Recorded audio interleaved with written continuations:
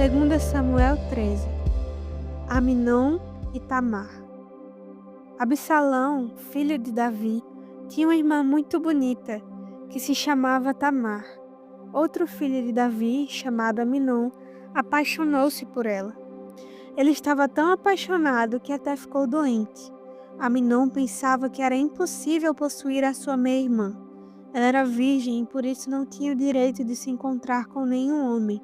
Mas Aminon tinha um amigo muito esperto, chamado Jonadab, filho de Simeia, irmão de Davi. Jonadab disse a Aminon: "Você é filho do rei e, no entanto, cada dia está mais triste. Diga-me por quê." "É que estou apaixonado por Tamar, a irmã de Absalão, o meu irmão por parte de pai," respondeu Aminon. Então Jonadab disse: "Finja que está doente e vá se deitar. Quando seu pai vier, diga a ele: por favor, deixe que a minha irmã Tamar venha me dar de comer, que ela prepare a comida aqui onde eu possa vê-la e que ela mesma me sirva a comida." E Aminon se deitou e fingiu que estava doente. O rei Davi foi visitá-lo e Aminon disse: "Por favor, deixe que Tamar venha e prepare alguns bolos aqui onde eu possa vê-la e que ela mesma os sirva para mim." Então Davi mandou dizer a Tamar, no palácio: "Vá à casa de Aminon e prepare alguma comida para ele." Ela foi e o encontrou de cama. Aí pegou um pouco de massa, preparou-a e fez alguns bolos, ali onde ele podia vê-la. Então assou os bolos e os tirou da forma para Aminon comer. Mas ele não quis e disse: "Mande todo mundo sair." Todos saíram, e Aminon disse a Tamar: "Traga os bolos aqui para a minha cama e sirva-os para mim." Então ela levou os bolos para ele. Quando os ofereceu a Aminon, ele a agarrou e disse: "Deite-se comigo, minha irmã." Porém ela respondeu: "Não, meu irmão, não me obrigue a fazer isso. Não se faz uma coisa dessas em Israel. Não faça essa loucura. Como eu poderia aparecer depois disso diante dos outros? E você ficaria completamente desmoralizado em Israel. Por favor, fale com o rei, e eu estou certa de que ele me dará a você." Mas Aminon não quis ouvir o que Tamar dizia e, como era mais forte, ele a forçou e teve relações com ela. Depois, teve nojo dela e a odiou ainda mais do que a tinha amado antes. Então disse: "Saia daqui." Tamar respondeu: "Não, meu irmão. Você me mandar embora assim é um crime ainda maior do que o que você acaba de cometer." Mas Aminon não quis escutar o que ela dizia. Chamou seu empregado particular e disse: "Tire essa mulher da minha frente. Ponha-a para fora e feche a porta." Então o empregado pôs Tamar para fora e fechou a porta. Ela estava usando um vestido longo de mangas compridas, a roupa que as princesas solteiras usavam naquele tempo. Aí ela pôs cinza na cabeça, rasgou o vestido e saiu gritando, cobrindo o rosto com as mãos. O seu irmão Absalão perguntou: "Aminon fez mal a você? Não conte isso a ninguém, minha irmã. Afinal de contas, ele é seu meio-irmão. Não leve isso muito a sério." Assim Tamar ficou vivendo triste e sozinha na casa de Absalão. Quando o rei Davi soube do que tinha acontecido, ficou furioso. Absalão não disse nenhuma palavra a Aminon, mas ficou com ódio dele, porque havia forçado a sua irmã Tamar. 2 anos depois, Absalão estava cortando a lã das suas ovelhas em Baal-Azor, perto da cidade de Efraim, e convidou todos os filhos do rei para irem até lá. Ele foi falar com o rei Davi e disse: "Meu rei, eu estou cortando a lã das minhas ovelhas. Gostaria que o senhor e os seus funcionários também fossem até lá." Davi respondeu: "Não, meu filho. Se todos nós fôssemos, daríamos muito trabalho a você." Absalão insistiu, mas o rei não quis e lhe disse que podia ir embora. Mas Absalão disse: "Está bem, então deixe que pelo menos o meu irmão Aminon vá." "Por que motivo ele iria com você?" perguntou o rei. Mas Absalão continuou a insistir, até que por fim Davi deixou que Aminon e todos os seus outros filhos fossem. Absalão preparou um banquete de rei e deu as seguintes instruções aos seus empregados: "Prestem atenção em Aminon. Quando ele estiver bêbado, eu darei uma ordem e vocês o matarão. Não tenham medo, pois a responsabilidade será minha. Sejam corajosos e decididos." Os empregados mataram Aminon, como Absalão havia mandado. Então todos os outros filhos de Davi montaram suas mulas e fugiram. Enquanto eles estavam voltando para casa, Davi recebeu esta notícia: Absalão matou todos os seus filhos, não escapou nenhum. Então o rei se levantou, rasgou as suas roupas em sinal de tristeza e se jogou no chão. E todos os servidores dele, que estavam ali, também rasgaram as suas roupas. Mas Jonadab, filho de Simeia, irmão de Davi, disse: Senhor, eles não mataram todos os seus filhos. Somente Aminon morreu. Pelo jeito de Absalão, a gente podia ver que ele havia resolvido fazer isso, desde o dia em que Aminon forçou sua irmã Tamar. Por isso, eu não acredito na notícia de que todos os seus filhos morreram. Somente Aminon foi morto. Enquanto isso, Absalão fugiu. Naquele momento, o soldado que estava de guarda viu muita gente descendo o monte, na estrada de Horonaim. Ele foi até o lugar onde o rei estava e disse: Alguns homens estão descendo o monte, na estrada de Horonaim. Então Jonadab disse a Davi: São os seus filhos que estão voltando. Justamente como eu disse. Logo que ele acabou de dizer isso, os filhos de Davi entraram. Eles começaram a chorar alto, e Davi e os seus oficiais também choraram muito. Absalão fugiu e foi ficar com o rei da cidade de Gesur, chamado Talmai, filho de Amiúde. E por muito tempo Davi chorou a morte do seu filho Aminon. Absalão ficou 3 anos em Gesur. Então o rei Davi começou a sentir muita saudade dele, pois agora já estava conformado com a morte de Aminon. Daniel 7. A visão dos 4 monstros. Certa noite, durante o 1º ano de Belsazar, como rei da Babilônia, Daniel se deitou na sua cama e sonhou, e no sonho teve visões. Quando acordou, ele escreveu aquilo que tinha sonhado. Aqui está o que ele escreveu. No sonho que tive naquela noite, eu vi os ventos soprando de todas as direções e agitando as águas do mar imenso. De repente, saíram do mar 4 monstros enormes, diferentes uns dos outros. O primeiro parecia um leão, mas tinha asas de águia. Enquanto eu olhava, as suas asas foram arrancadas, e ele foi posto de pé para que andasse como homem. E foi dada a ele uma mente humana.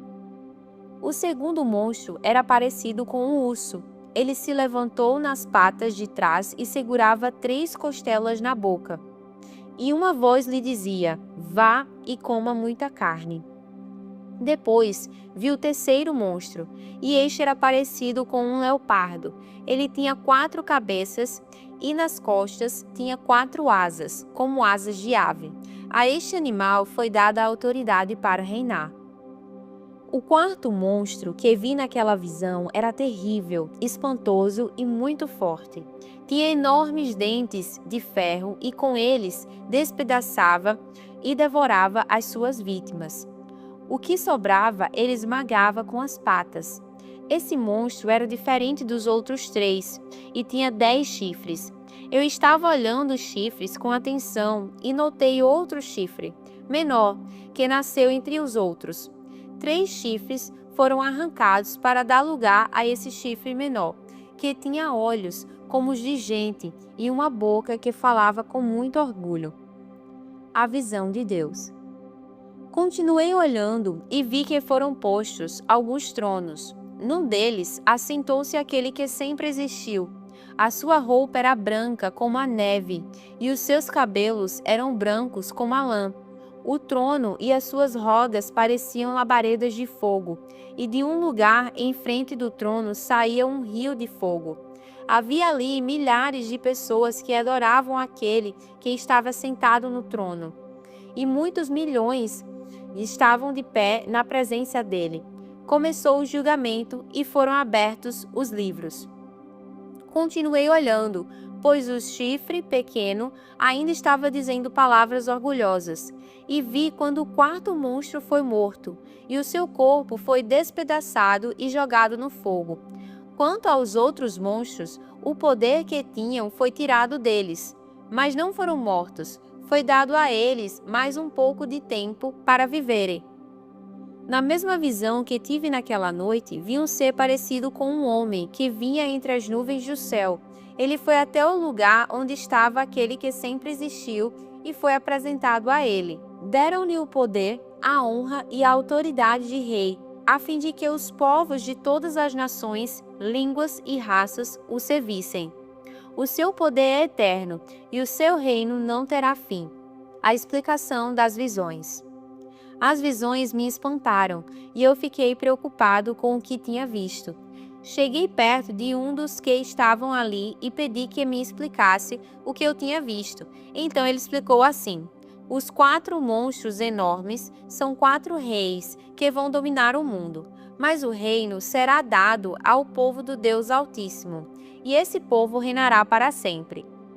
Eu quis saber também a explicação a respeito do 4º monstro, que era diferente dos outros 3, que era terrível e tinha dentes de ferro e unhas de bronze, que despedaçava e devorava suas vítimas e que esmagava com as patas aquilo que sobrava. Pedi também que me explicasse os 10 chifres que esse monstro tinha na cabeça e o outro chifre que havia crescido. Derrubando 3 chifres, esse chifre, que parecia mais forte do que os outros, tinha olhos e uma boca que falava com muito orgulho. Enquanto eu olhava, esse chifre começou a lutar contra o povo de Deus e estava vencendo. Até que chegou aquele que sempre existiu. Ele julgou a favor do povo do Deus Altíssimo, pois havia chegado o tempo de esse povo começar a reinar. A explicação que recebi foi esta: o 4º monstro é um rei, e o reino dele será bem diferente dos outros. Ele conquistará o mundo inteiro, destruirá todas as nações e as deixará arrasadas. Os 10 chifres representam 10 reis que governarão esse reino.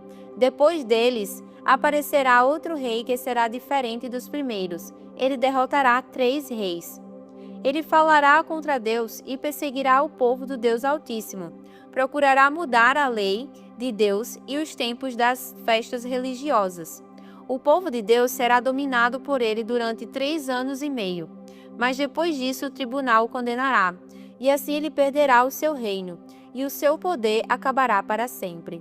Mas o reino, o poder e a glória serão dados ao povo do Deus Altíssimo, e eles governarão o mundo inteiro para sempre. Todos os outros povos o servirão, todos lhe obedecerão. Aqui termina a explicação. Eu continuei muito preocupado com os meus pensamentos, e o meu rosto ficou pálido, mas eu não disse nada a ninguém. Marcos 5. Jesus cura um homem dominado por espíritos maus.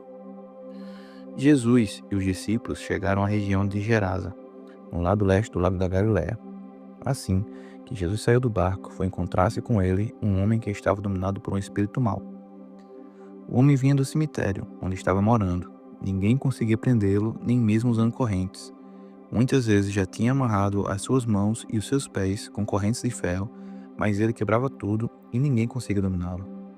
Passava os dias e as noites nos montes e entre os túmulos gritando e se ferindo de propósito com pedras. Ele viu Jesus de longe, correu, caiu de joelhos diante dele e gritou: Jesus, Filho do Deus Altíssimo, o que o Senhor quer de mim? Em nome de Deus eu peço, não me castigue. Ele disse isso porque Jesus havia mandado espírito mau saia desse homem. Jesus perguntou: como é que você se chama? Ele respondeu: o meu nome é Multidão, porque somos muitos. E pedia com muita insistência a Jesus que não expulsasse os espíritos maus para fora daquela região. Acontece que, no morro perto dali, havia muitos porcos comendo. Os espíritos pediram a Jesus com insistência: nos mande ficar naqueles porcos, nos deixe entrar neles. Ele deixou. Os espíritos maus saíram do homem e entraram nos porcos. E estes, que eram quase 2.000, se atiraram no morro abaixo, para dentro do lago e se afogaram. Os homens que estavam tomando conta dos porcos fugiram e espalharam notícia na cidade e nos campos. Muita gente foi ver o que havia acontecido. Quando chegaram perto de Jesus, viram um homem que antes estava dominado por demônios e ficaram espantados, porque ele estava sentado, vestido e no seu perfeito juízo. Os que tinham visto tudo aquilo lhes contaram o que havia acontecido com o homem e com os porcos. Então, começaram a pedir com insistência a Jesus que saísse da terra deles. Quando ele estava entrando no barco, o homem curado pediu com insistência: me deixe ir com o Senhor. Mas Jesus não deixou e disse: volte para casa e conta aos seus parentes o que o Senhor lhe fez e como ele foi bom para você. Então, ele foi embora e contava na região das 10 cidades o que Jesus tinha feito por ele, e todos ficaram admirados.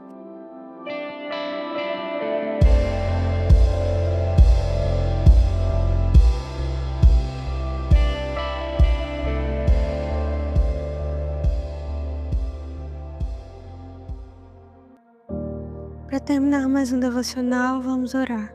Senhor Jesus, nós te agradecemos por esse dia. Nós te pedimos, Senhor, nos acompanha durante esse dia. Por favor, que os nossos olhos possam ver a sua graça. Que o Senhor encha a sua graça e encha a sua misericórdia, Senhor, sobre nós no dia de hoje. Que em nome de Jesus nós possamos receber do seu amor e entregar do seu amor também.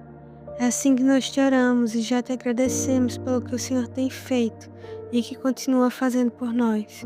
Em nome de Jesus. Amém.